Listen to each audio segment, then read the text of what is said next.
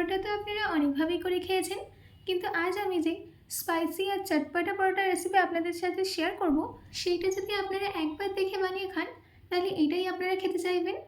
আর এটা বানানো খুবই ইজি, যেমন বানানো ইজি তেমনই কিন্তু টেস্টি।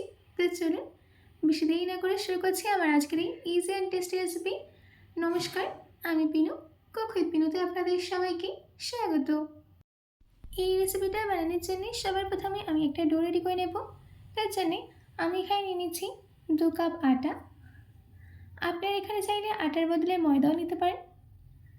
দিচ্ছি 1 ছোটো চামচ নুন, 3 চামচ তেল। এবার এই নুন আর তেলটাকে আটার সাথে ভালো করে মিশিয়ে নিতে হবে।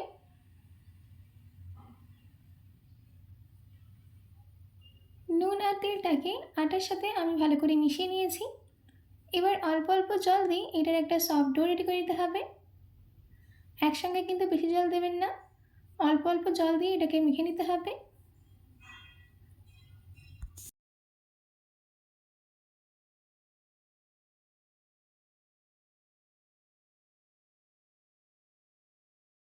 দেখুন আমাদের এখানে আটাটা মেখে নেওয়া হয়ে গেছে, একদম সফট ডো কিন্তু আমি রেডি করে নিয়েছি। এবার আমি এই ডোটা থেকে রুটি সাইজের লেচি কেটে নেব।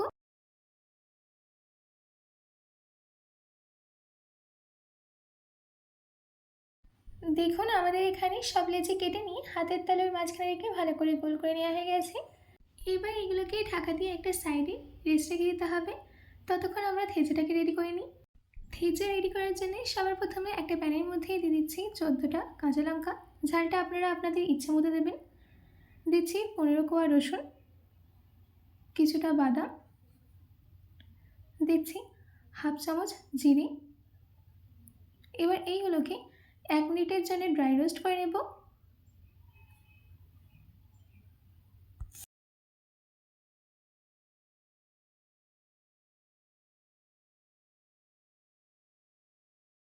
দেখুন আমাদের এখানে সব কিছুকে 1 মিনিটের জন্য ড্রাই রোস্ট করে নেওয়া হয়ে গেছে। এবার আমি এর মধ্যে অ্যাড করে দিচ্ছি 3 চামচ তেল।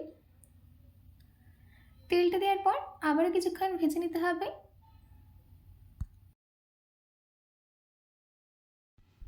এইগুলোকে বেশিক্ষণ ভাজার দরকার নেই, প্রায় 1 থেকে 1.5 মিনিটের মতো ভাজলেই হবে। দেখুন আমাদের এখানে সব কিছুকে কিন্তু ভালো করে ভেজে নেওয়া হয়ে গেছে। এবার গ্যাসের ফ্লেমটাকে অফ করে দিয়ে হালকা ঠান্ডা হতে দেব। যখন হালকা ঠান্ডা হয়ে যাবে তখন আমানদিস্তা নিয়ে এইগুলোকে আমানদিস্তার মধ্যে ট্রান্সফার করে দিতে হবে। এবার আমি এর মধ্যে অ্যাড করে দিচ্ছি 1 মুঠোর থেকে একটু কম ধনেপাতা। ধনেপাতাটা দেওয়ার পর ভালো করে এগুলোকে থেতো করে নিতে হবে।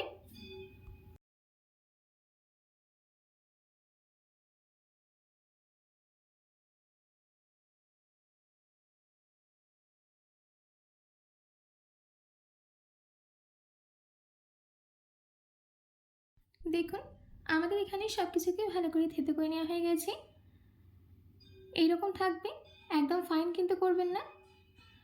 এবার আমি এর মধ্যে অ্যাড করে দিচ্ছি স্বাদ মতো নুন আর দিচ্ছি হাফ লেবুর রস। নুন আর লেবুর রসটাকে ভালো করে মিশিয়ে নিতে হবে।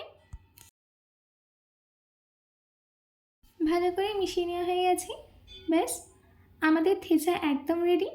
এবার আমি এটাকে একটা বোলের মধ্যে ট্রান্সফার করে দিচ্ছি। আপনারা এই থেচাটাকে নর্মাল পরোটা বা রুটির সাথে খেতে পারেন, দুর্দান্ত লাগে খেতে। এইদিকে আমি 2টা মিডিয়াম সাইজের সেদ্ধ আলু নিয়ে নিয়েছি। এবার আমি আলুটাকে ভালো করে ম্যাশ করে নেব। আলুটা যখন সম্পূর্ণ ম্যাশ করে নেওয়া হয়ে যাবে তখন এর মধ্যে অ্যাড করে দিতে হবে হাফ টিস্পুন নুন। নুনটা দেওয়ার পর ভালো করে মিশিয়ে নিতে হবে। নুনটা একটু বুঝে দেবেন কারণ থেচাতে আমাদের নুন দেওয়া হয়েছিল। এবার আমি এর মধ্যে অ্যাড করে দিচ্ছি আমাদের থেচা, যেটা আমরা রেডি করে রেখেছিলাম।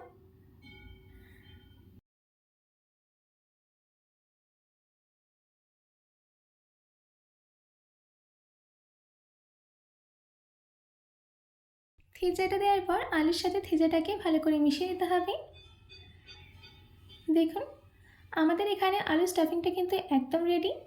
এবার আমি এটাকে সাইডে রেখে দিচ্ছি। আমরা এবার আমাদের পরোটা রেডি করে নেব। তার জন্যে একটা আটার বল নিয়ে আঙুলের সাহায্যে একটা বাটি শেপ দিয়ে দিতে হবে। তারপর আলু স্টাফিংটা এর মধ্যে দিয়ে দিচ্ছি। আলু স্টাফিংটা দেওয়ার পর এর মুখটা আস্তে আস্তে বন্ধ করে দিতে হবে। মুখটা বন্ধ করে দেওয়া হয়ে গেলে হাতের তালুর মাঝখানে রেখে ভালো করে গোল করে নিতে হবে। এই একইভাবে আমি বাকিগুলোকেও রেডি করে নেব। এবার আমি এগুলোকে বেলে নিচ্ছি। বেলে নেওয়ার আগে একটু শুকনো আটা ছড়িয়ে দিতে হবে।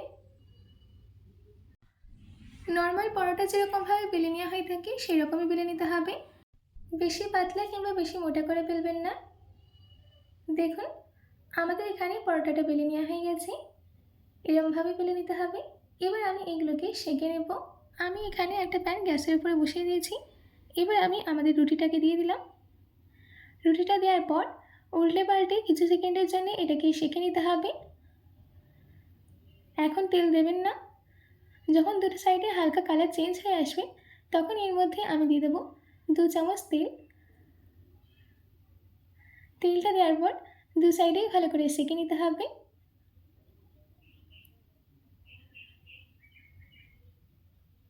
পরোটাটাকে আমাদের এখানে ভালো করে সেঁকে নেওয়া হয়ে গেছে। এবার আমি আমাদের পরোটাটাকে প্যান থেকে তুলে নিয়ে একটা প্লেটে নামিয়ে নিচ্ছি। এই একইভাবে আমি আপনাদেরকে আরেকটা করে দেখাবো। দেখুন আমাদের সেকেন্ড পরোটাও একদম রেডি। এই একইভাবে আমি বাকি পরোটাগুলোকেও রেডি করে নেব। বেশ রেডি হয়ে গেছে আমাদের স্পাইসি আর চটপটা থেজা পরোটা। এই থেজা পরোটা খাওয়ার জন্যে আর কিছুই লাগবে না, এটা শুধুই খাওয়া যায়। দেখুন আমি আপনাদেরকে ছিঁড়ে দেখাচ্ছি। দেখুন কত সুন্দর হয়েছে। আশা করছি আমার আজকের এই থেজা পরোটার রেসিপি আপনাদের খুবই ভালো লেগেছে। বাড়িতে এটি অবশ্যই ট্রাই করবেন ও কমেন্ট বক্সে কমেন্ট করে জানাতে একদম ভুলবেন না। তো আজকের মতো এটুকু, আবার দেখা হচ্ছে অন্য কোনো রেসিপি নিয়ে। ভালো থাকবেন, সুস্থ থাকবেন।